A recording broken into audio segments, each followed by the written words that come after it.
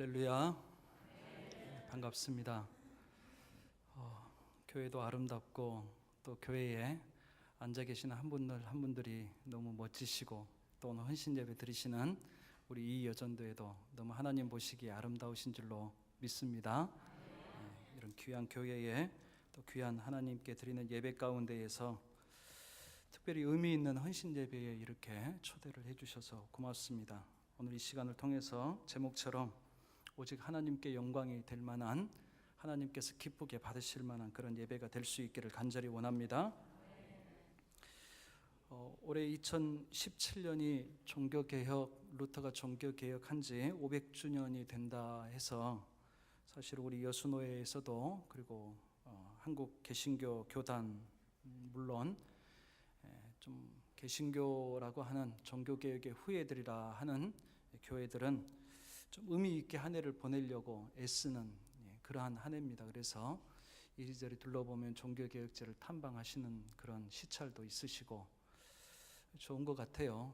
가서 좋다라기보다는 뭔가 새롭게 의미를 되새겨 보려고 하는 기회를 갖는다라고 하는 면에서는 저도 의미 있다라는 생각을 해봅니다.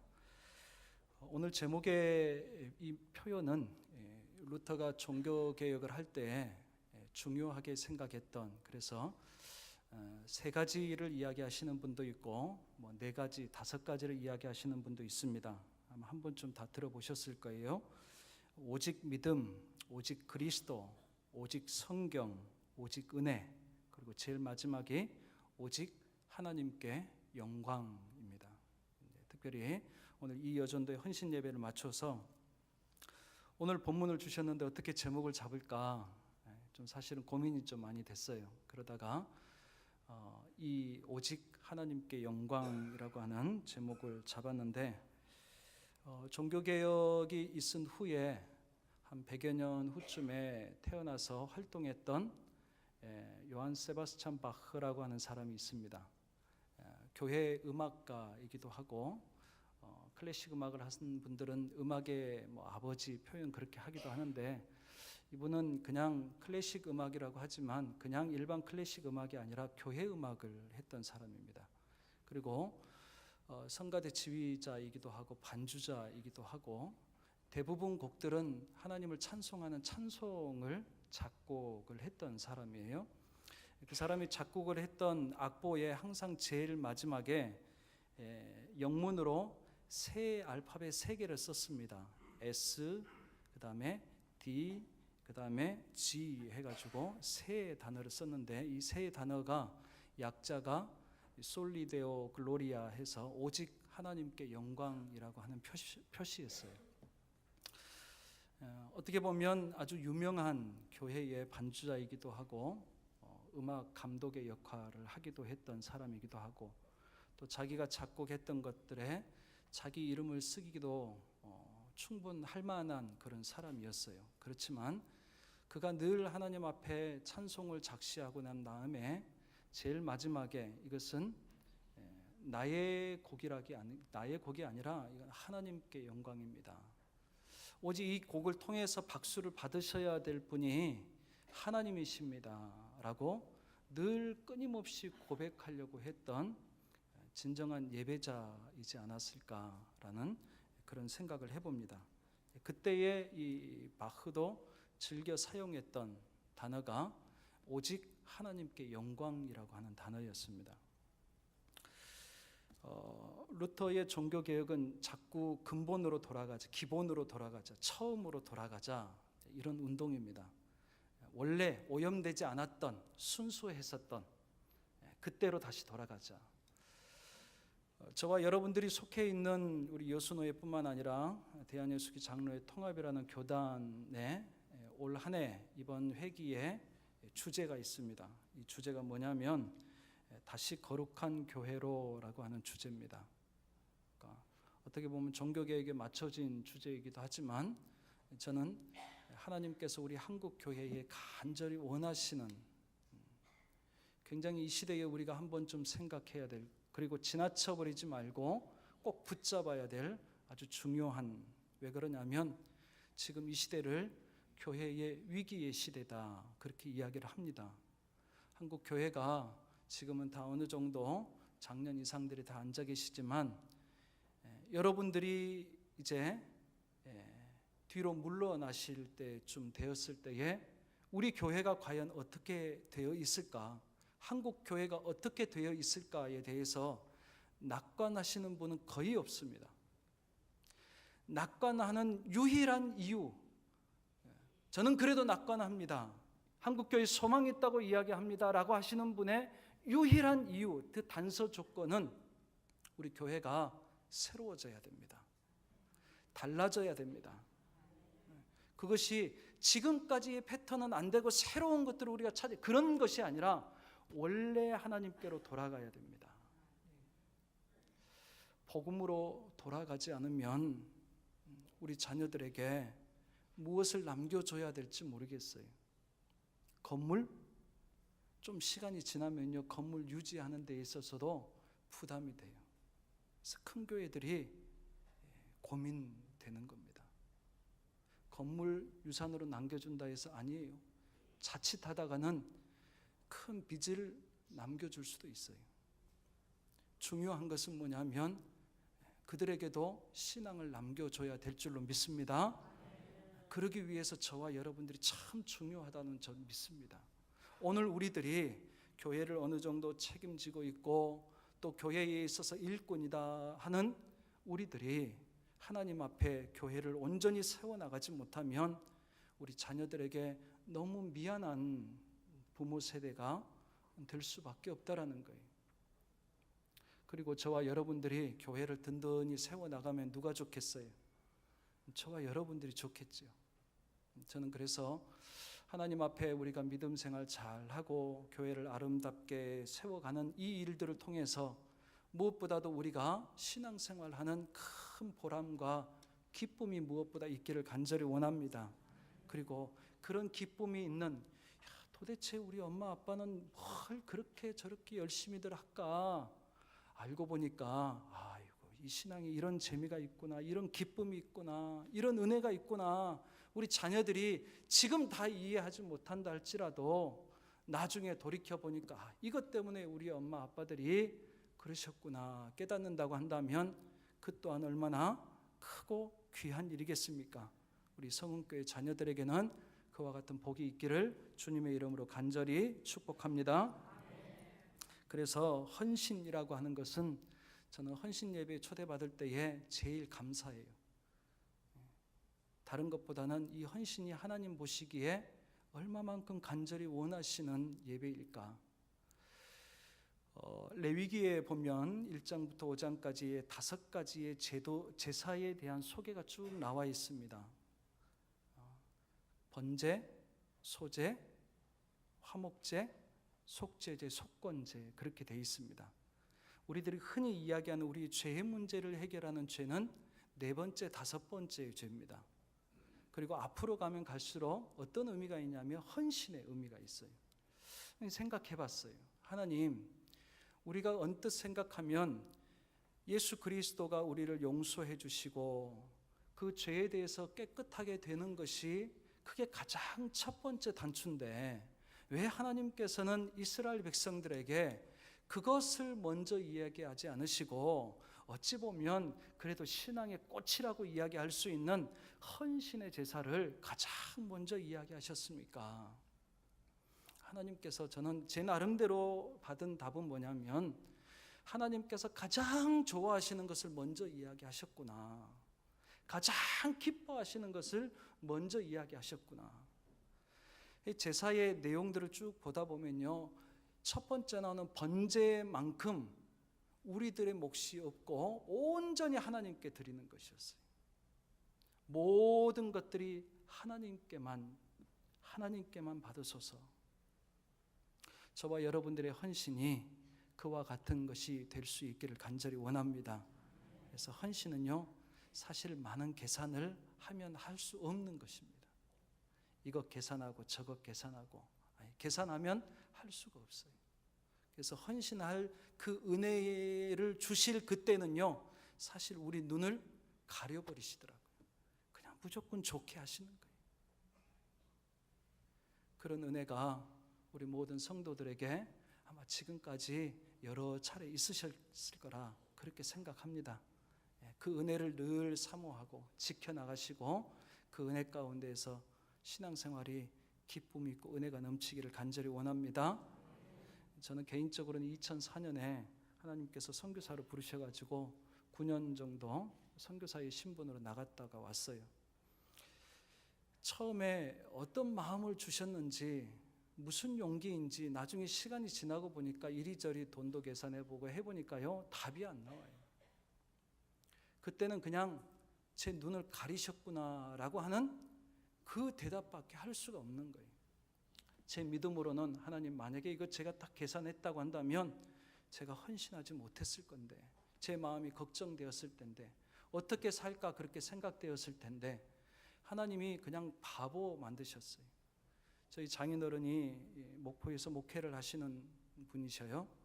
그런데 저희들이 가는 모습을 보고 다른 말은 못하시고 참 니들은 믿음은 좋다 그렇게 이야기하시더라고요. 그 말은 뒤집어 보니까 참 니들 대책도 없구나 그런 이야기로 들리는 거예요. 그래도 걱정이 안 됐었어요.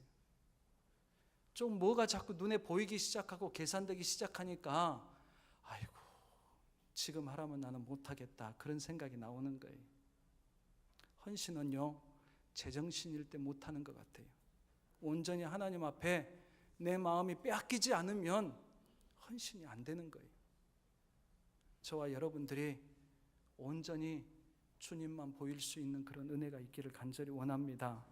하나님께서 미친 사람처럼, 어쩌면 정신 차리고 살아야 되는 그런 세상이지만 사람들이 욕할지 모르겠어요. 그러나 어느 면에서는 조금 하나님 앞에, 신앙 앞에, 예수 그리스도 앞에 조금 미쳐야 되지 않을까. 그런데 요즘에 너무 교회에서 너무 정신들을 잘 차리고 사는 분들이 많은 것 같아요. 그래서 헌신이 귀하고 아름답습니다.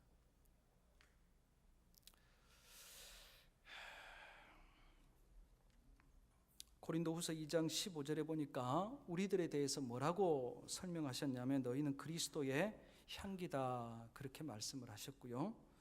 고린도후서 3장 8절에서는 너희는 그리스도의 편지다 그렇게 이야기했습니다. 저와 여러분들의 삶, 오늘 말씀에도 이렇게 시작합니다. 너희가 그리스도와 함께 다시 살리심을 받았으면, 다시 말하면 예수 그리스도 안에서 죽고 예수 그리스도 안에서 다시 살아났으면, 부활신앙을 갖고 살면, 너희들이 그리스도인이면, 너희들이 거듭났다고 한다면, 그 이야기 그렇게 한다고 한다면 저와 여러분들은 어떤 삶을 살아가는 것이 마땅할까? 바울이 그랬고요. 또 오늘 말씀 안에서의 표현도 그렇지만 우리들은 그리스도를 생각나게 하고 그리스도를 나타내는, 그리스도를 읽어내게 하시는 그런 향기고 편지다. 저와 여러분들을 통해서, 우리 성교회를 통해서, 우리 제2여전도회를 통해서 그리스도를 생각나게 하시는 그런 귀한 모습으로, 그런 귀한 교회로 쓰임받기를 간절히 원합니다. 요즘에는요, 아이고 어디서 교회 목사라고 하기도 참 민망하고요. 교회 다닌다고 성경책 들고 다니는 것도 쉽지 않고요. 인터넷에 보면 그냥 기독교라고 말도 제대로 안 해줘요. 그냥 그런 시대입니다. 그런 시대에 전도 쉽지 않잖아요. 참 어렵습니다. 전도를 안 돼서 우리가 선교를 하는 게 아니거든요. 선교도, 전도도 선교거든요. 그런데 우리 지역 안에서 우리가 그리스도를 생각나게 할 수 있는 사람이 된다는 것, 그게 그리스도인이라 그렇게 성경은 우리들에게 설명했다는 거죠. 그래서 저와 여러분들이, 저는 헌신을 그렇게 이해합니다. 우리가 헌신하면 하나님 우리를 통해서 누가 나타나신다는 거예요? 그리스도가 나타나신다는 거예요. 우리 이 여전도회를 통해서 예수님을 자꾸 생각나게 하는 그런 은혜가 있기를 간절히 원합니다. 애양원 하니까 아시죠? 애양원이 어떤 것인지. 애양원이 올해로 108년이 됐습니다. 108년이 됐는데 처음 시작할 때 손양호 목사님만 생각하시지만 저는 손양호 목사님 전에 손양호 목사님 오실 때가 이미 애양원이 시작한 지 30년이 지난 다음에 오셨거든요. 근데 처음 시작할 때에 소위 미국의 남장로교 선교사들이 20대, 30대 초반, 지금 생각하면 우리 자녀들, 청년들, 그 사람들이 하나님 앞에 헌신하고 세계에서 두 번째로 가장 못 산다고 했던 그 나라에 왔어요. 그 나라에 와서 여기서 살아가면서 소위 우리나라식의 풍토병 때문에 여기에서 죽어간 사람들이 아주 많이 있습니다.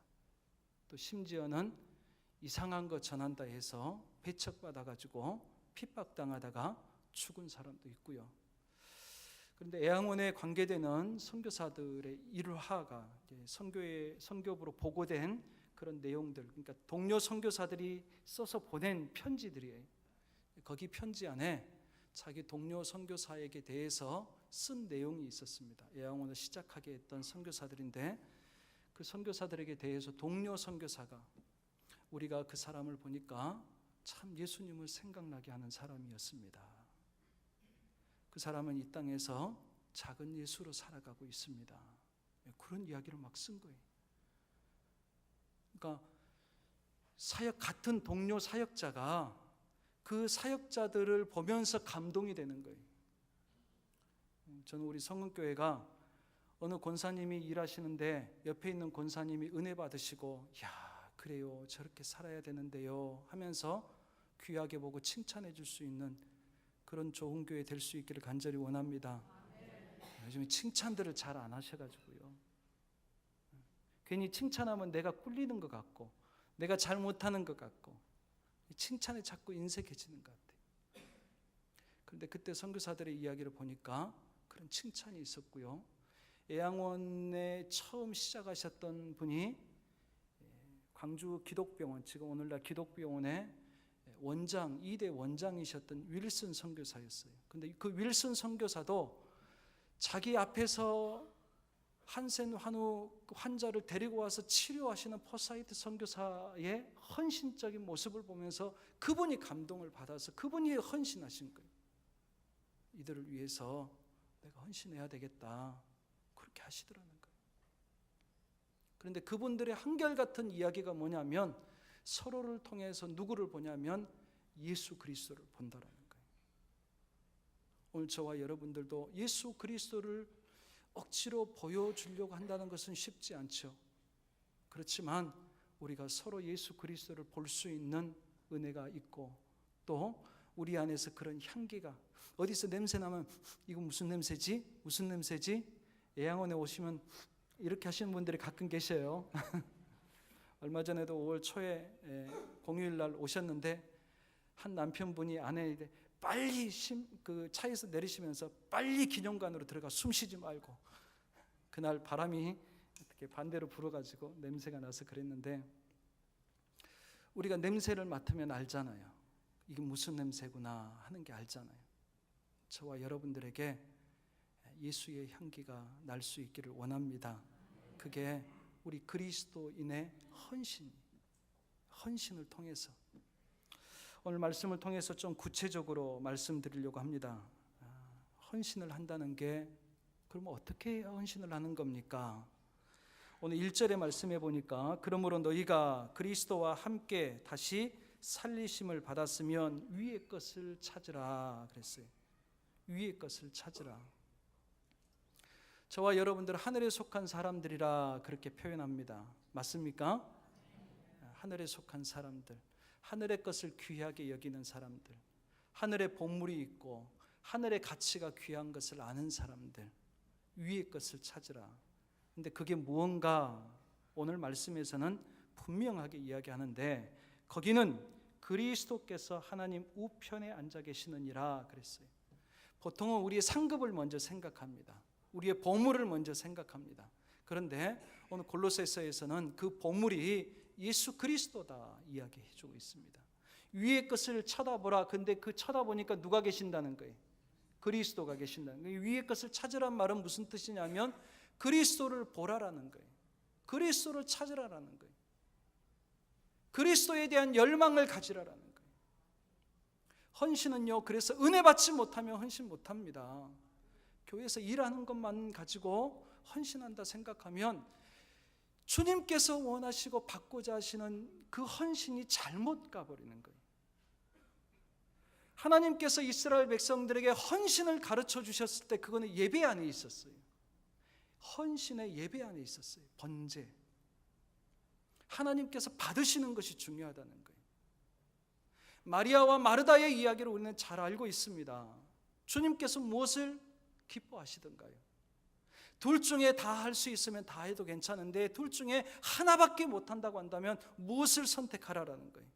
주님께 앞으로 오라라는 거예요. 근데 우리는 가끔 헌신을 일하는 거로 자꾸 생각을 하려고 합니다. 그러다 보니까 일하기 위해서 예배를 놓치고 일하기 위해서 내 신앙을 놓치고 그리고 일하고 난 다음에 임기 끝나면 내가 다시는 여전도회 회장을 하는가 봐라. 웃으시는 거 보니까 이 일을 금방 하시는 것 같은데요. 여전도에만 그런 게 아니고 청년에도 그러고요. 제가 그런 소위 임원을 하셨던 분들의 이야기들을 제가 듣고 저도 고민을 참 많이 할 때가 있었어요. 하나님, 내가 어디에 헌신을 해야 됩니까? 헌신을 한다는 것이 무엇입니까? 일꾼이 필요하지요. 그러나 일꾼을 부르시는데 그 일꾼이라고 하는 개념이 하나님을 예배하고 하나님의 영광을 드러내지 않으면 그 일은 하나님을 가릴 수 있다라는 거예요. 왜? 일을 한다고 자꾸 앞에서 뭔가를 하잖아요. 그런데 어떤 경우에는 앞에서 있으면서 좀 비켜봐 좀 그 앞에 그렇게 하는 경우 가끔 있죠. 우리들의 일이 그렇게 되면 안 되잖아요. 저와 여러분들의 헌신이 예수 그리스도를 하나님의 영광을 가려버리는 그러한 헌신이 아니라 주님을 더 생각나게 하고 드러낼 수 있는, 그래서 우리의 헌신도 내 마음도 자꾸 주님을 쳐다볼 수 있는, 주님 무엇을 원하십니까? 손양호 목사님이 남기셨던 글 중에 좀 우리가 한번 생각해 볼 만한 글을 몇 가지 좀 뽑아서 소개를 합니다. 그 중에 한 가지 제가 오늘 소개를 해드리려고 합니다. 굳이 제목을 달면 예수만을 위해 살자, 이런 내용인데요. 내용을 한번 제가 읽어드릴게요. 나 예수 중독자 되어야 하겠다.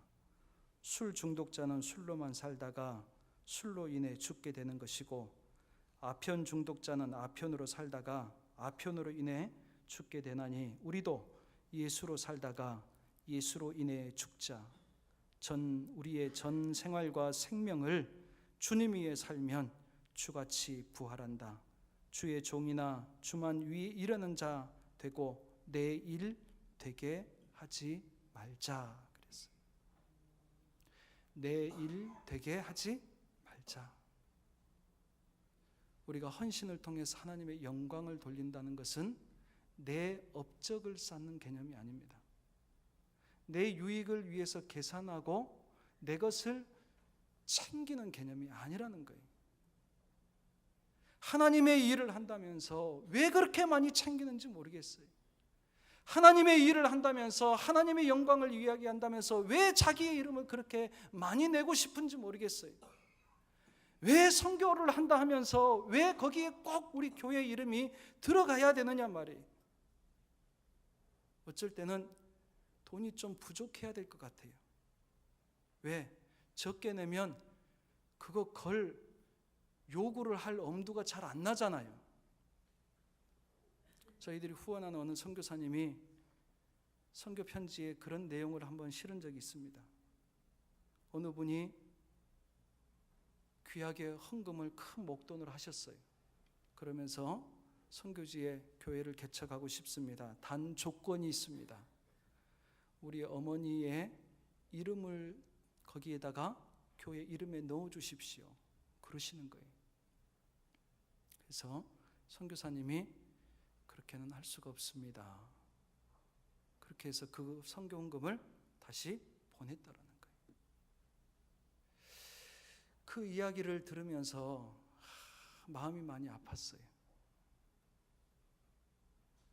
만약에 일부만 주고 조금만 보내줬다면 그런 요구 안 했을 건데, 그 마음도 귀하기는 한데 그렇게 안 해도 되잖아요. 누구 이름만 있으면 돼요? 예수님 이름만 있으면 돼요? 맞습니까? 이 여전되고는 은혜 받으셔야 되거든요. 우리가 헌신하는데 가끔은 인간적인 마음에 인정받고 싶어요. 칭찬받고 싶어요. 나 알아주지 않으면 아이고 기분 안 좋아서 일하고 싶지 않아요. 사람은 본래 자기를 알아봐주고 자기를 귀하게 여겨준 데서 쓰임받고 싶거든요. 그런데 그리스도인은 그런 내가 한번 죽어버린 사람들이에요. 그래서 오늘 말씀에 위의 것을 생각하고 땅의 것을 생각하지 말라 하시면서 3절에 이는 그 이유를 이야기하는데 너희가 죽었고 그랬어요. 너희가 죽었다라는 거예요. 그래서 제일 처음에 뭐라고 이야기하는 너희가 그리스도와 함께 다시 살리심을 받았으면 하고 들어가는 거예요. 예수 그리스도가 나를 위해서 죽으실 때에 바울은 고백합니다. 내가 그리스도와 함께 죽었습니다. 한 번만요? 아니요. 날마다 죽노라 그랬어요. 날마다. 어제 죽었는데요. 언제 죽었는데 또 다시 살아나서 다시 여기서 올라오는 거예요. 그러니까 너 오늘 죽어야지. 또 죽이는 거예요. 오늘 죽였는데 어제도 죽이고 오늘 죽였는데 그러면 괜찮아요? 내일 되니까 또 올라오는 거 있잖아요. 그래서 저와 여러분들이 어쩌면 더 나은 헌신을 위해서 주님의 십자가 앞에 무던히도 가야 될 수밖에 없다라는 거예요. 가끔 어느 분이 저에게 그렇게 묻습니다. 영원교회에서 목회하기 힘들지 않습니까? 그렇게 물어요. 묻는 요지가 그래요. 아이고 앞에 손양원 목사님이라는 큰 분이 계시는데 부담 안 됩니까? 그 뜻이거든요. 그래서 제가 그렇게 이야기합니다. 그게 제 솔직한 고백이기도 하고 아니 괜찮습니다. 아예 그분하고 비교될 거 생각하지 않고 아예 나가 배운다 생각하고 그냥 저를 접고 들어가니까 속이 편안하고 저는 은혜 받고 좋습니다. 그렇게 이야기해요. 그런데도 어느 순간에는 스물스물 뭐가 올라와요. 죽어야 되는구나. 저와 여러분들에게 우리가 죽어야 될 십자가가 있는 줄로 믿습니다. 그래서 나를 따라오려거든 뭐라고 이야기하셨어요? 나를 따라오거든 누구의 십자가를? 누구의 십자가? 예수님 십자가요? 누구 십자가요? 자기의 십자가. 그래서 저와 여러분들에게는 십자가가 하나만 있지 않습니다. 예수님의 십자가가 있고요. 나를 위해서 죽어주셨던 그분의 십자가가 있고 그 다음에 내가 헌신하면서 주님을 따르려고 했을 때에는 너 십자가 하나밖에 안 돼. 하나 더 있어야 되는데 물으신단 말이에요. 누구의 십자가요? 나의 십자가. 누가 죽어야 돼요? 내가 죽어야 돼요. 저와 여러분들이 죽어야 될 나의 십자가, 그 십자가가 없으면 우리 헌신 못합니다. 맨날 주님만 죽이실 거예요? 주님만 죽이시는 십자가 하나 있는 사람은 헌신을 못합니다. 내가 죽지 않고는 주님을 따라갈 수가 없어요. 내가 주님 앞에 죽지 아니하면 하나님의 일을 감당할 수가 없어요. 선배 손양원 목사님을 보니까 그분은 무던히도 하나님의 뜻을 위해서 자기를 죽이신 분이에요. 저는 그래서 알면 알수록 그분이 커 보입니다. 그리고 감사했어요. 하나님 우리 한국 교회에 그래도 저런 분 계셔서, 저런 선배 계셔서 고맙습니다. 저분처럼 우리가 복음대로 살면서 저분을 통해서 나타나시려고 하시는 그 예수 그리스도, 그분을 우리가 전하고 또 그리 살도록 하겠습니다. 제 마음속에 그래서 저희 직원들에게 오시는 분들한테 소개할 때에 손양원 목사라고 하는 사람만 자랑하지 마십시오. 우리 교회가 뭐 했다 그 자랑하지 마십시오. 하나님의 은혜를 이야기하시고 하나님을 자랑하고 그리스도를 자랑해 주세요. 똑같은 이야기 하더라도 내가 어떻게 이야기하느냐에 달라지잖아요. 사람들은 들으면 알더라고요. 누구를 자랑하는지, 무엇을 자랑하는지. 저와 여러분들이 예수 그리스도를 자랑할 수 있는 그러한 귀한 믿음의 성도들, 또 그러한 일꾼들, 그러한 교회가 될 수 있기를 주님의 이름으로 간절히 축복합니다. 네. 여기까지 제가 말씀드릴게요. 제가 기도하겠습니다. 하나님 아버지, 감사합니다. 아버지 하나님께서 저희들을 사랑해 주시고 새로운 인생으로 그리스도인으로서